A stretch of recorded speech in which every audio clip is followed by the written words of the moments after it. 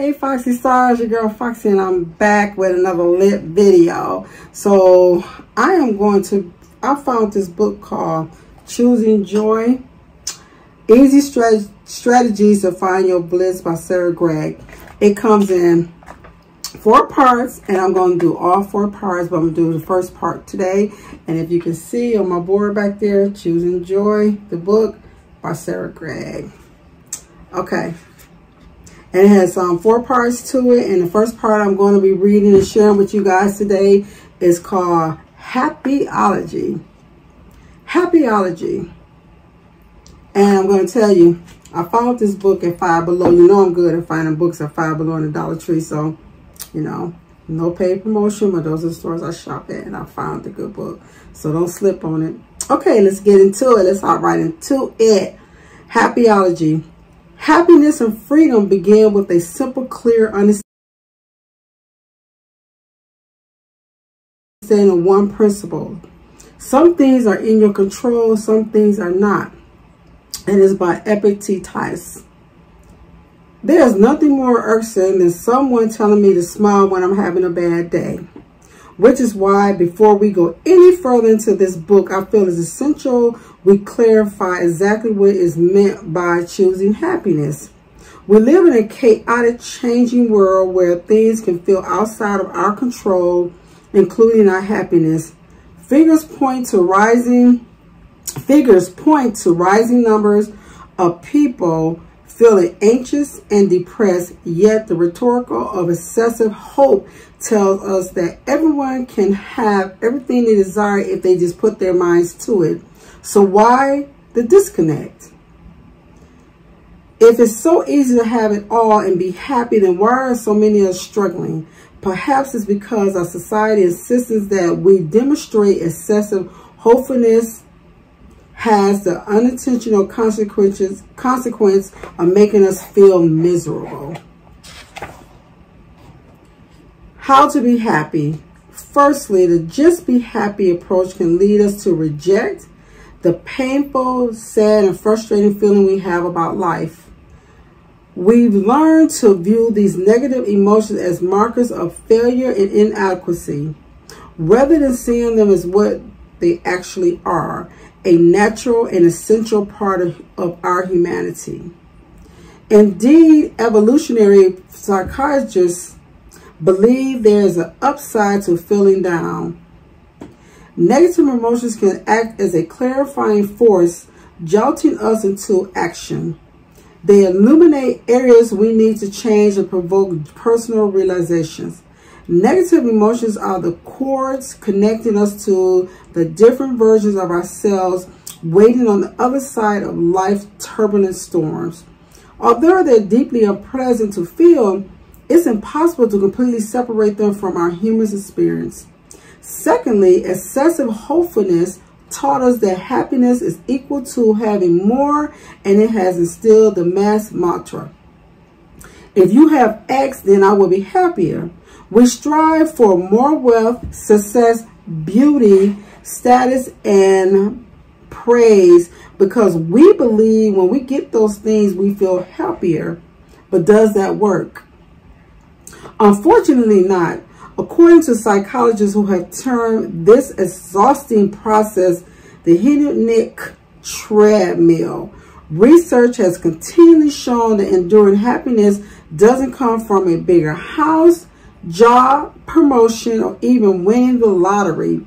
Of course, we'll feel an initial high, but psychologists contend this should fade as we adapt to our new normal and gradually return to our baseline level of happiness.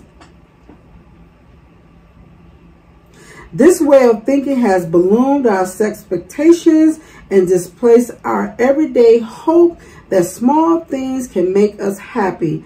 We shun our ordinary existence and revere extraordinary achievements as a symbol of life well lived. Sadly, for many of us, it often takes a tragedy to shake us into the sobering realization that happiness was there all along. We just overlooked it. The ordinary was in fact extraordinary. I have that underlined in the book. This blink of an eye existence is meticulous, messy, and always in motion. You are a beautiful, unique collection of 37 trillion cells alive today on planet Earth, floating in space, surrounded by a billion stars. You do not have to hustle or prove your worthiness to be happy. Happiness is not a reward. It is a consequence of our thoughts, action, and shifts in perspective. Choosing joy uses psychology, research, and practical tools to help us choose, not pursue happiness. And because our minds can wander through time, we'll explore how to choose happy through the lens of your past, future, and present. Now, if your observant brain is screaming, why did she structure this book, past, future, and present? I promise there's a good reason. Allow me to explain and set the context for choosing joy. All moments begin and end in the present. It is where our past is formed, our future is set in motion, and life is experienced. While this linear narrative of time cleanly fits our physical world, it doesn't reflect the messy mental reality we experience. As my friend once eloquently put, you are a world within a world. In our minds, the past, the present, future occupy the same space. With a flick of a thought, we have the capacity to travel between these three worlds in one moment. Our ability to mentally time travel is unique, but is it a superpower we're often ill-equipped to use? When thoughts push open the door to our remembered past and imagined futures, consciousness points its arrow inward and we retreat from the present moment. Some journeys into the past and future can boost our happiness as we reminisce over fond memories and dream up an exciting future. However, others can feel uncontrollably hijacked by fear, anger, and rumination, pulling us deeper inward so that we become lost in our thoughts like a dense mist.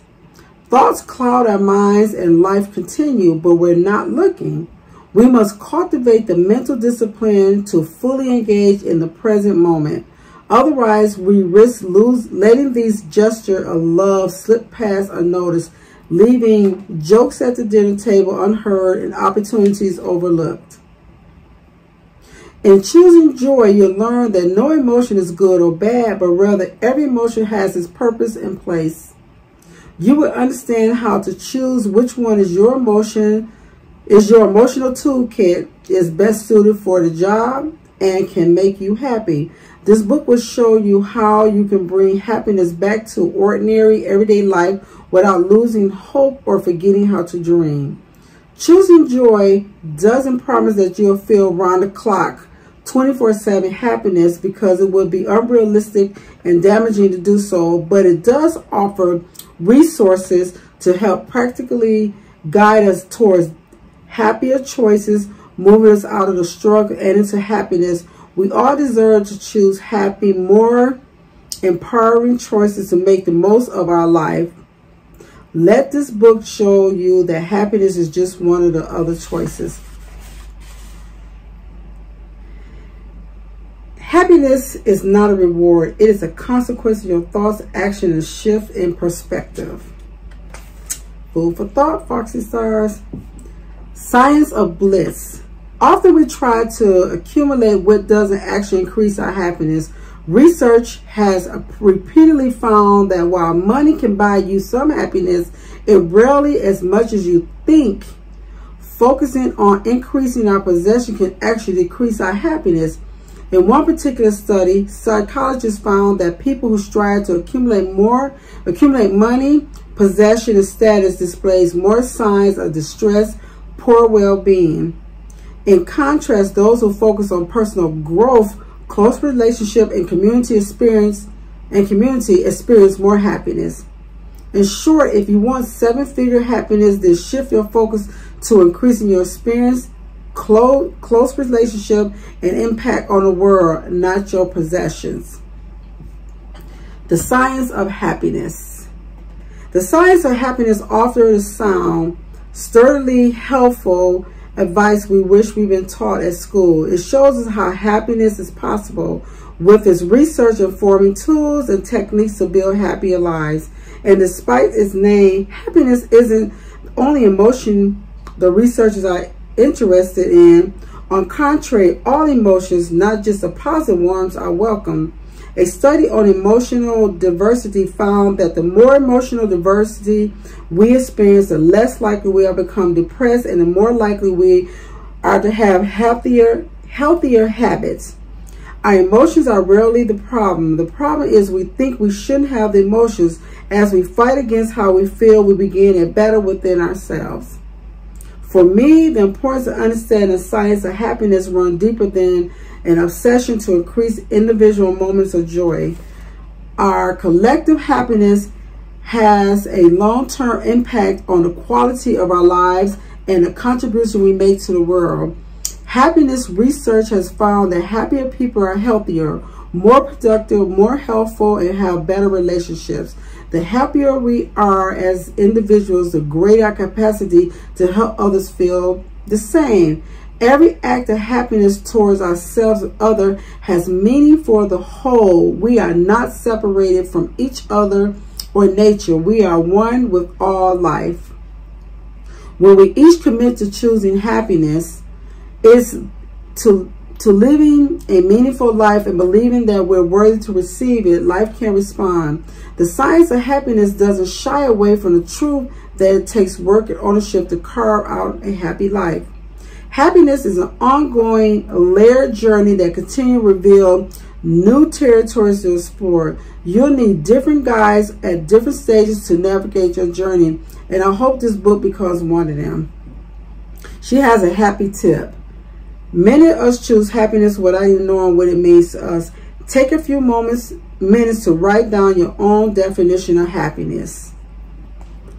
Happiness is a small word with a big and complex meaning. So before we journey into how to become happier, let's establish what we mean by happiness.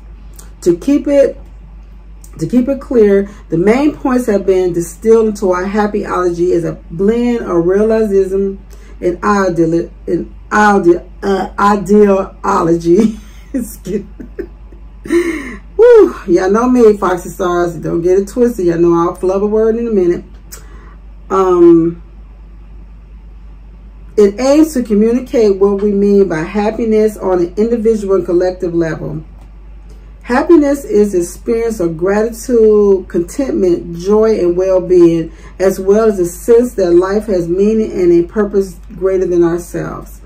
Happiness is an acceptance that life can be challenging, painful, and stressful for us all, an acknowledgement that light exists even in the darkest of times, as negative emotions such as anger and sadness can be positive catalysts for growth and change. Happiness is not black and white. We experience it in shades. It is possible to feel free and happy, to feel happy, sad at the same time. Happiness is when all the separate parts of life fit together. It's the alignment of our past, present, and future that can give life meaning. Happiness is shared responsibility. Everyone is born worthy of happiness. Our job in life on an individual level is to find our own inner happiness on a collective level to help others feel happier than our kindness. Happiness is a subject feeling is personal to each of us.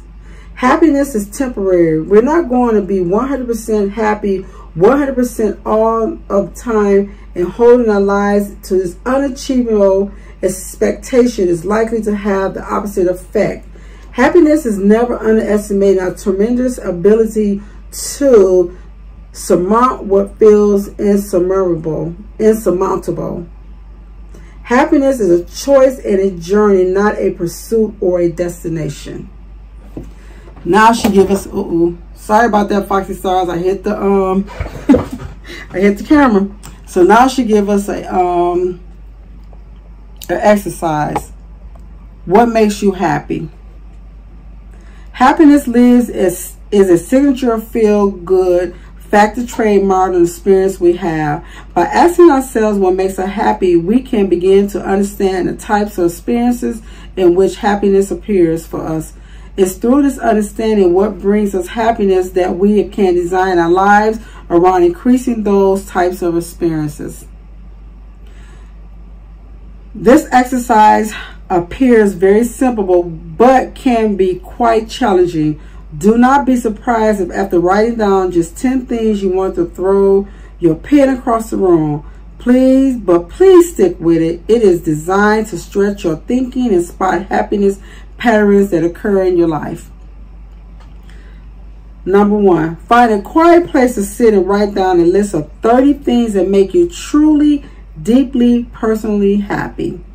Number 2, after writing your list, review and make a note of the common happiness patterns that appear. For example, cooking, being with other people, etc. Number 3, next, on a scale of 1 to 10, assess how much are you currently incorporating these happiness activities in your everyday life, with 1 being not at all and 10 being my diary is filled with them. Number 4, pick one thing from your happiness list that you can do today as a sign of your commitment to choosing to be happy. Okay, Foxy Stars, you got your assignment. Decluttering our past, future, and present. In recent years, we witnessed a rise in the minimalist movement. A plethora of books and TV shows have flooded our mainstream media, all stressing the negative impact our cluttered homes have on our lives. As a result, people throughout the world have been donating and selling their unwanted possessions, with many selecting their items based on the advice of tidying expert Marie Kondo. Japanese author Marie Kondo urges us to ask, does it spark joy when deciding whether an object or article of clothing should remain in our lives? This simple philosophy is easy to grasp and has helped countless people streamline, organize, and feel happier in their home. But what's this got to do with our inner happiness? In some ways that our visible external world has become cluttered and overcrowded, so too has our invisible inner world in which we are the sole inhabitants. Just as we can wander into different rooms in our house, our consciousness can wander into different rooms of our mind, namely our past, future, and present. If we've been sweeping our problems under the rug or fighting them with fear, then it's no wonder that so many of us feel overwhelmed, dwelling in our internal chaos. While our mind times traveling ability plays a vital role in helping us plan, learn, and grow, it can disrupt our happiness without careful management. Irrespective of individual circumstances, everyone's mind can cause them to feel the pain of the remembered past and fear the imagined future. That's why when we explore choosing happiness, we'll do it in the context of the past, future, and present. A happy mind is one in which we can wander into our past, shuffle through its memories, good and bad, and learn from them. We can guide into our present, feeling content to just be in the moment as we allow ourselves to feel the joy of existing. We can open the door to the future we hope, blissfully daydreaming about what's yet to come. When our past, present, and future seamlessly interconnect, thoughts can flow freely. We feel aligned and we trust we're meant to be. And let's take a moment to clarify our expectations, as my intentions isn't to add to any existing pressure to try to have a perfectly tidy mind and home. I am in no way suggesting your mind should be a spotless haven for positive thoughts with every negative thought tossed out. Our minds are more likely to be a beautiful mess than they are a minimalist dream, and negative emotions can spark spectacular changes. There is beauty in sitting in discomfort. Seeing the light and shadow it brings and how it creates new ways of thinking. When it comes to happiness, imperfection is really perfect when you learn to love your surroundings. Just as Maria Cotto asked, does it spark joy when it comes to tidying our homes, we can use the question, will it bring me happiness? When sorting through our inner world, this question can help us choose thoughts, actions, and beliefs that are helpful to our long-term happiness. And when it comes to saying goodbye to the thoughts that we have no longer served, we can do so with compassion. We can think comfort eating from wanting to make us feel better, tell fear we appreciate its concern, and by its anger that we heard how much the person hurt us. We can do all this while firmly letting those thoughts know that their strategies are not causing us harm. So it's time to make a different, more helpful choice. Perhaps while we'll even donate their learning to others who are facing a similar situation. But above all else, we are each consider the question, will it bring us happiness? We'll need to embrace and feel at ease with its subjectivity if we are to grow into our understanding what happiness is to us. We'll need to get used to happiness not being black and white or what other people do or don't have. Happiness is a feeling more than a thing. This also has something we call a happy tip. Happiness and pleasure are different, so when considering will it bring me happiness, think about the long-term impact your choices as opposed to the short-term gain. Yes, an extra glass of wine and avoiding a difficult conversation might bring immediate pleasure, but in the long run, they may not bring happiness. Recognizing the choice gap. We make our choices in challenging, fast-paced world, and choices for all of us are rarely not as simple as either or. We each make choices within constraints.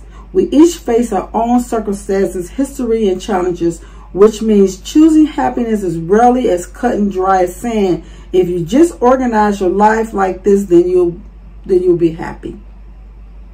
That's why choosing joy draws upon the collective knowledge of science and psychology to inform the content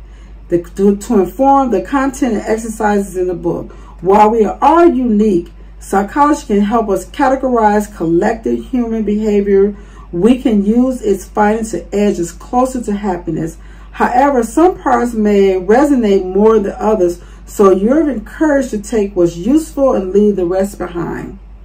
Our behavior is often a response to the emotional needs we are trying to satisfy. Each behavior has a positive intention. For example, people-pleasing intention is to satisfy a need to love and belong. When decluttering your unhelpful responses, pause and ask yourself, what positive intention does this part of me have? What is a better choice that I make to satisfy this intention to help halt adaptive behaviors? How it works. Over the following pages, we'll view happiness through the lens of the past, the future, and the present, focusing on the small changes we can make to edge us closer to happiness. The overarching intention of choosing joy is to help us make the most of what we have by thinking little about the small changes we can make to everyday life. Each section holds just a right amount of information to plant the seed of change without overwhelming you. Happy tips are quick and easy ways to approach the text of the book. The practical exercises peppered throughout each segment are designed to suggest how you might reach for a happier choice. Daily Delights highlights subtle changes you can make to your habits to brighten your outlook. Each Science of Blitz section explains a bit of science meant to expand your view of the world. You can dip in and out of this book. Just browsing sections are more relevant to your life and read them from cover to cover. The choice is entirely yours. Finally, because not every aspect of past, future, and present can be covered in this book, a model called the Happiness Ladder has been developed for choosing happiness in difficult times. You can use this model anytime to help move you forward towards a happier choice. We have another exercise, Foxy Stars. Establish your happiness connection. This is a technique based on neural logistics programming and designed to establish your happiness connection. It will help you understand what happiness feels like in your body and to tap into the sensation that this emotions elicits for you. For some people, happiness feels like it moves around in their stomach. For others, rests still near their heart. Try it and notice what happiness feels for you. Close your eyes and think of a happy memory. Notice who you are with and what you are doing. As you picture the scene playing like a movie in your mind, turn the volume up and make colors brighter. Next, when the scene is really vivid, notice where happiness lives in your body. Where is the feeling located? Can you place your hand over the location? Does it move up or down? If you could picture this feeling of happiness with color, what would it be? As you open your eyes, make a note of your experience or draw a picture, a symbol, or what you feel happiness look like to you.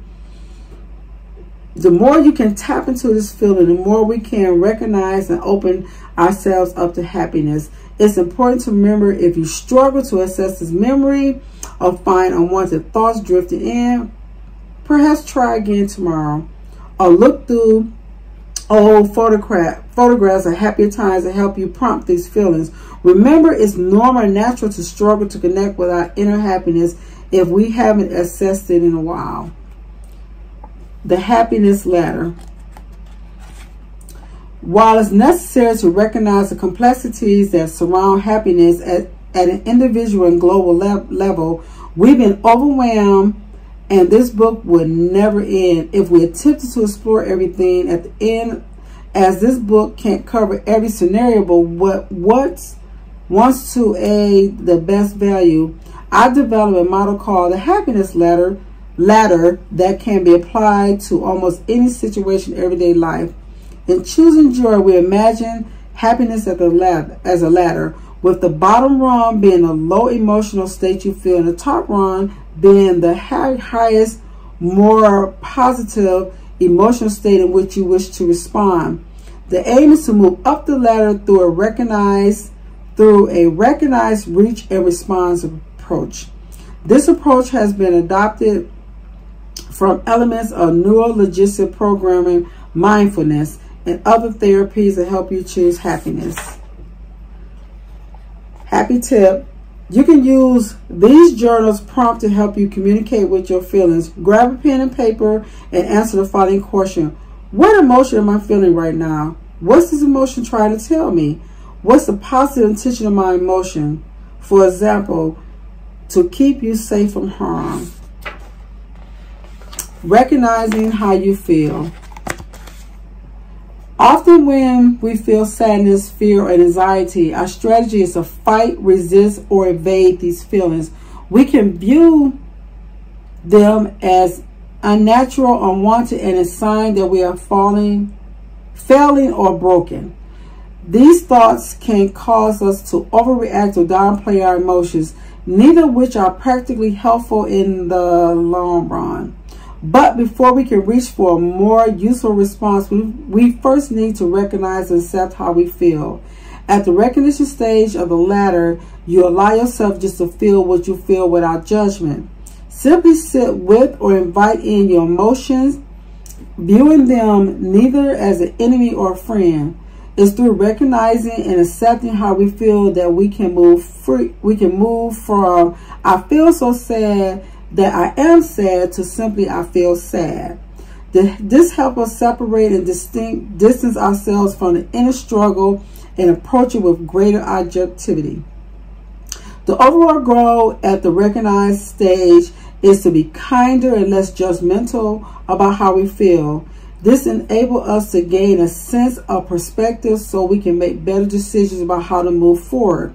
While this may sound strange, I would encourage you to also thank the emotion for showing up. Just take a moment to recognize its positive intention, appreciate it for showing up, and then let your mind know it's time to reach for a more helpful way of thinking. Happy tip: If your choice doesn't seem to be having the desired impact, consider which circumstances has changed, or if your choice has brought light to a bigger issue. If it has, it's a good idea to climb back down the ladder and start the process again. Reach for a more helpful choice. In this stage, we move from knowing our emotions to managing them. Reach is based on the hope that even in our most challenging times, we can reach for a response, that we can ease our suffering. At this stage, the goal is to edge ourselves closer to happiness. It begins with merely exploring what if I do, what if I don't scenario, as we harness our mind's unique ability to play our future scenarios. Consider the following questions to help guide your thoughts. What if I do choose a different way to view the situation? What is more helpful to believe? How does that shape my behavior? Does that choice move me closer or further away from how I want to feel? What if I don't adjust the way I think and feel about this situation? How does that shape my behavior? Does that move me closer or further away from how I want to feel? So she has something in here called the daily delights. Happiness can sometimes feel like it's always just over the horizon. It's waiting for us in the next big thing. We're so busy optimizing time, amplifying our abilities, and hacking our brains to get there faster. We overlook the small stuff. Let's be honest, the small stuff is not sexy. It's the common sense stuff that really common practice in our lives. But the marginal gains that can be made by improving the micro moments in our lives can amount to significant improvements in our happiness levels. Respond with action, openness, and curiosity. Response is the top rung of our ladder, and as the name suggests, it centers on taking action because good intentions are rarely enough. The response stage of the process requires openness and curiosity to see what works. We're aiming to simply test out if this new way of thinking can move us towards happiness or not. What is the first small action you can take as evidence of change? In your response, consider what small steps could take each day. You could take each day to align your actions and emotions with your desired response. Be kind to yourself during this process and show yourself compassion. It's normal that our choices may have to change as our circumstances unfold. We may not always be in control of our external circumstances, but we are always in control of how we choose to respond to them. The more we cultivate and flex our choice muscle, the more we become aware that choice is our key out of our feelings, trapped by our failures, upsets, and setbacks. Life responds to our choices. We act and it responds. The happiness ladder provides a framework to pause, slow down, and shift from reacting to responding with an intention. When everything feels chaotic, overwhelming, and out of control, choice offers a happy place we can retreat to. Choose happiness. Choose to see a flickering light in this moment and the next. These moments are your life. Your future is shaped by how you use the present. And the present is experienced by how much you're willing to release yourself from the past. To choose happy is to create a bond with life. To enter into a blissful union that says, I'm here, I'm worthy, I matter, my life has meaning. So guys, that is it for this first part of the book. And what do you think? So I will continue this later. I will bring you to part 2, and I'm going to finish the book. So Foxy Stars, I hope that this is helping you to guide your way into choosing joy. Just reading the first part has got me to that part where it's like, oh my God, it's going to be great. And also, if you are a Foxy Star, this is for you. Strong, is the new pretty. Starting pretty. All right, Foxy Stars, your girl Foxy signing off. Everyone have a wonderful, beautiful night. May you dream of rainbows and unicorns. May you wake up with smiles and all the happiness that you have in the world. May you hug and love on your family. Make sure you call them and say, hey, I'm thinking about you. Is my other thing. Don't mind my pencils in there. Think positive. Think positive. Be positive. These are things that I use. And y'all always know that I dream of rainbows and unicorns. And look, Tinkerbell is real. All right, everyone. Let's have a wonderful night. I love you guys. I'll be back with the rest of the book. And remember, choosing joy. Love you guys. Bye. Thank you to my Foxy Stars. And thank you to my new subscribers. Foxy love you. Bye.